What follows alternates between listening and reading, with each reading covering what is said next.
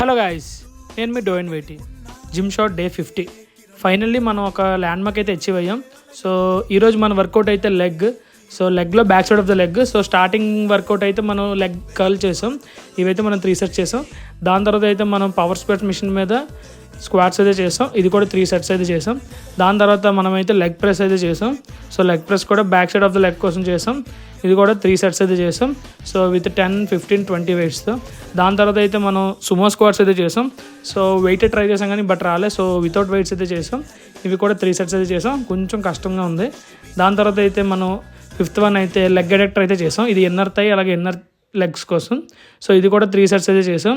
దాని తర్వాత లాస్ట్లో అయితే మనం కాఫ్ రైస్ అయితే చేసాం.